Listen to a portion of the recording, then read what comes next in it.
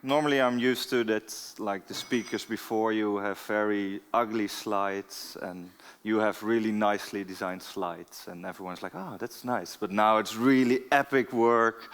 Everyone has conceptual work that can't be shown to the public. Everyone is showing projects that are years in the making and still will be years to make. I have a project that I'm afraid that most of you already know. Just to give you a little introduction for the people that might not have heard from it. The Correspondent is a new online news platform, really meant as a daily antidote against the hype of the day. So a lot of news is really about incidents, exceptions to the rules, and it's not really giving you a better understanding of the world around us, giving us a context of this world. I will just show you a little bit of it. I will show you some things, how we created it and our ideas behind it, and show you some things that didn't work out and that we changed over time. So let's start. This is almost a year ago, so within seeing my former speakers, this is old. It's a year ago. It's our crowdfunding website, because we wanted to create a new online news platform with Rob Wijnberg. He was the initiator and editor-in-chief of NRC Next. Got, well, we now call it politely fired for being too progressive. And we really connected on this idea of that we could really bring news in a different kind of way, much more personal and much more focused on correspondents, each having their niche. And from the get-go, we really wanted to approach it as a collaborative event, that it's not like client agency structure, but we are partners in it from the start.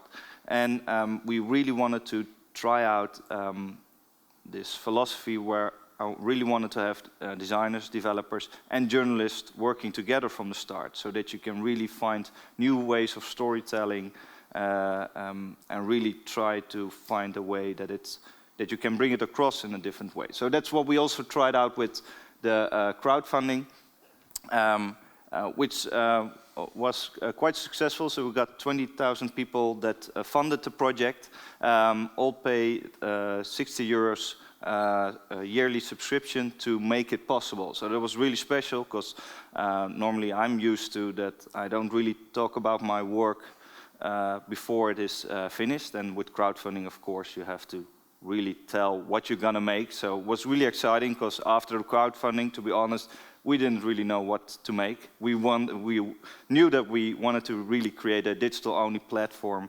and we had certain ideas on how to approach it, but not literally the platform that we now see here.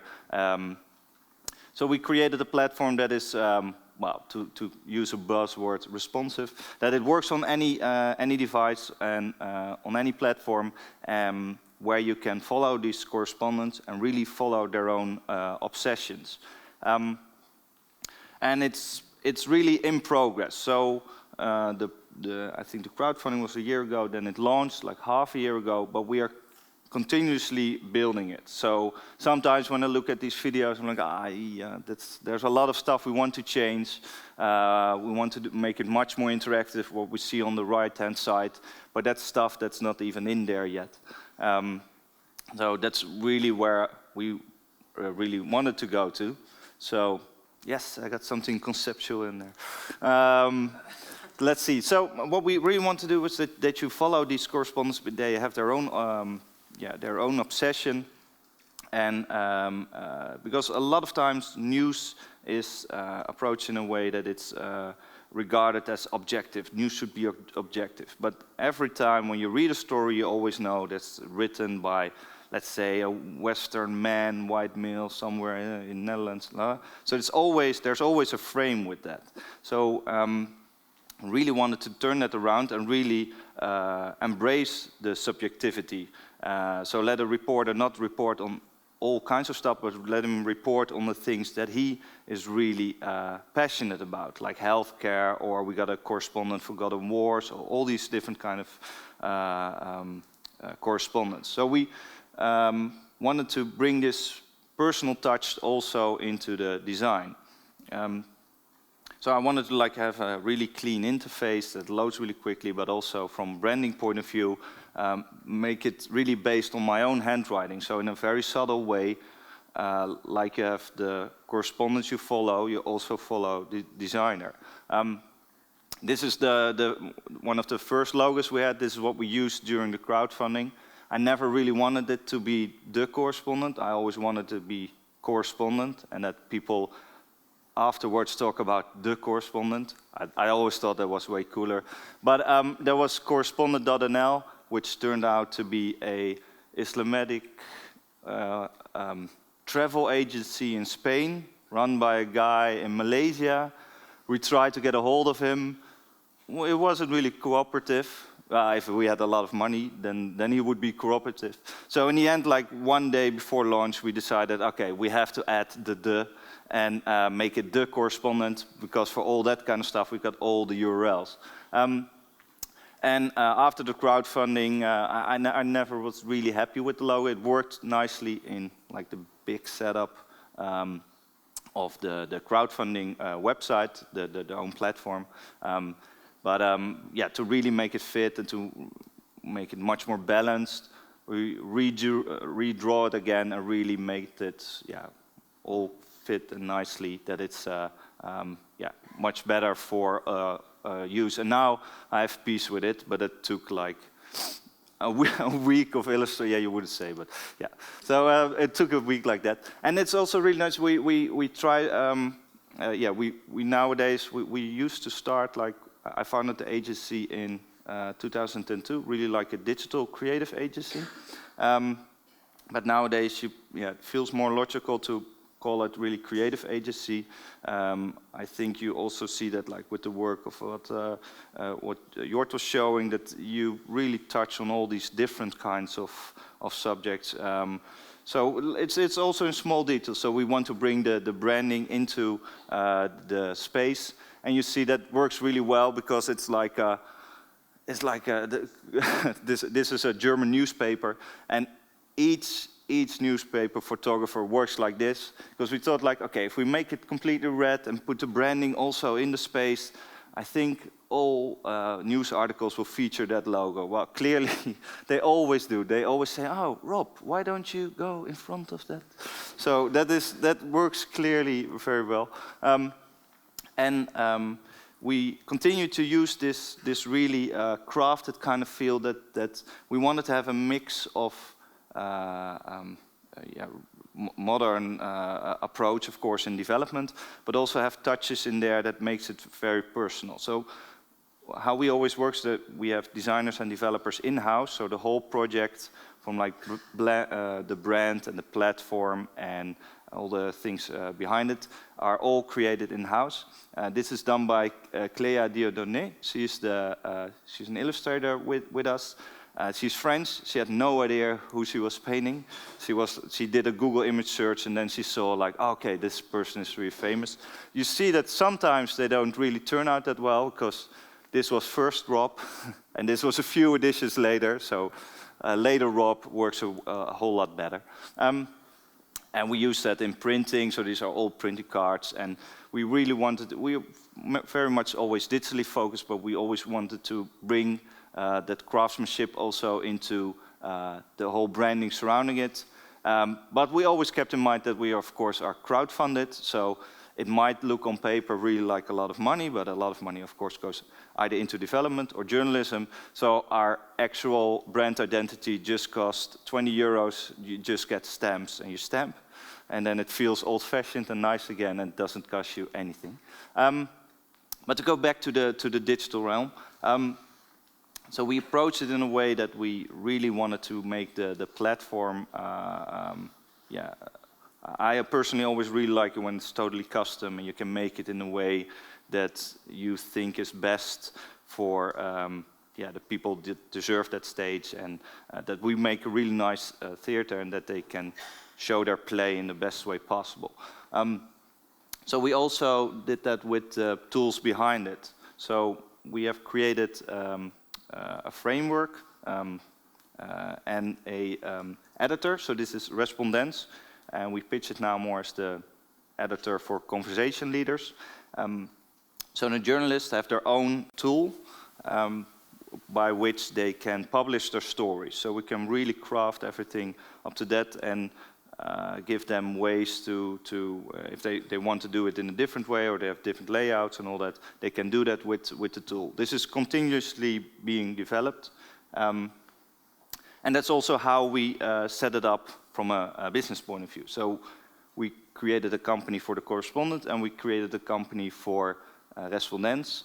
Momkai is in both those companies, and the Correspondent is really, there are no advertisers. Well, as a designer, you're immediately really happy because it makes it much cleaner.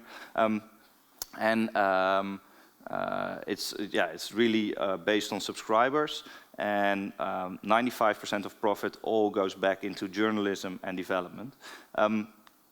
And Correspondent is a tool where we are looking to see if we can develop that into a way that it's that you can also white label it, or you can franchise it, or you can use it in a way that, for instance, a university can use it, that you can follow the professors and they can write their stories and interact with their audience, in this case students, because it's really made in a way that they can publish the stories and they can really take control of the conversation underneath the articles, because we really embrace the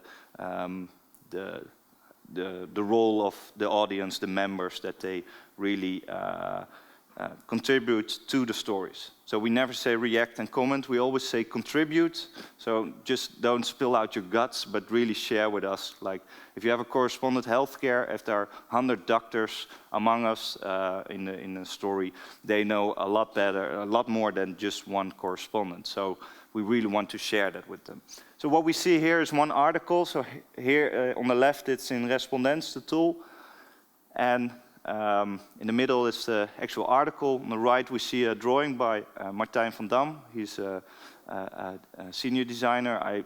We design already for 9 years together. And as you can clearly see, he also has some illustration tricks. So we really want to work on stories from a really broad point of view and give the tools to the journalists, but we sometimes also really want to dive into a story. So what we see in the middle is such a story. So I'll just go briefly through it so you see some details on what we really want to create. So we made some choices, like to start with the lead, then the title, then the visual. We see the illustrations, so not photos, but really have illustrations, so it's a representation of a person, but not literally as hard as a photo. Plus,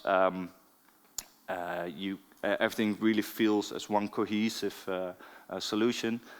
We can see that we can follow the correspondent, and we made some really, what often looks as tiny choices, but to me it's very important. It's like we have no links. So we see here a news program somewhere mentioned in the article, and we work with, the beamer kind of flashes it out, the gray-white. But we see on the right-hand side the actual link. So that's a side note. We call those side notes. And that way, that's really in the concept, but really on a small detailed level, is that we always want to give context to what we are reading. So the overall idea is that we give context to the world, but I never really liked it that I have links somewhere in the text and all the links say is leave me, leave me, leave me, leave this text. And we wanted to give much more of a context to where is it you want to guide me to, and really make that also secondary. So if I choose to read it, I can check that out. So what we see here as well is a glasvezelnetwerk. It's popped open, and that's behind it is a info card button. So that's something else we created as we wanted to bring layers into the story. This was actually designed by Sebastian Kersten, CTO at Momkai, and he, because we wanted to have layers of information in the story, which people can open up text if you already know glasvezel network and how this surveillance, because there's a whole story about surveillance, is tapping into that. You can just go along, but if you don't know it, you can click it open and get more information. So we are actually looking to get this context button also featured as a extension in your browser, and you can use it on all other websites and get context to certain subjects that were written about at the Correspondent. We see some more side notes. Infographics we do in-house. I will show you a bit more later. Eagles that pop back. And we really want to, at the end, give them a big link to other stories or a call to action on, do you have some ideas? Can you contribute to this story? So we give them a guideline to start their discussion. And underneath we see these are the contributions. So you see at the top we are talking now, this has recently been updated.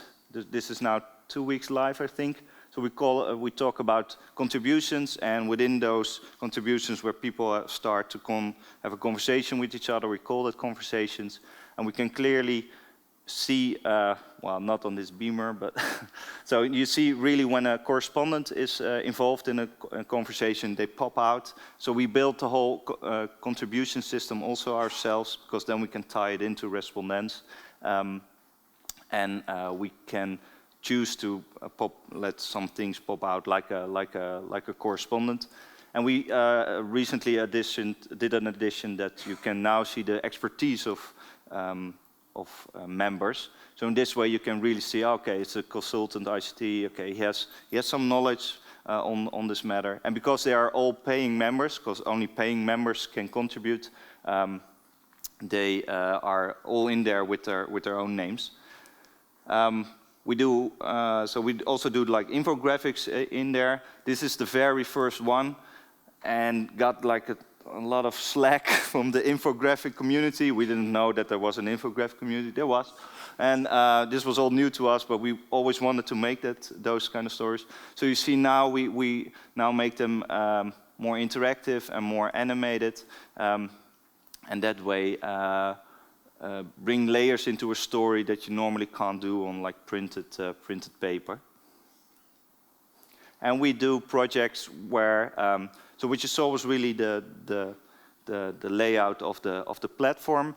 We do also sometimes special projects. So this is a project for Jellebrand Korsius. He's a correspondent that was a bit fed up with that we are all talking about what is wrong in the world and that we don't do anything.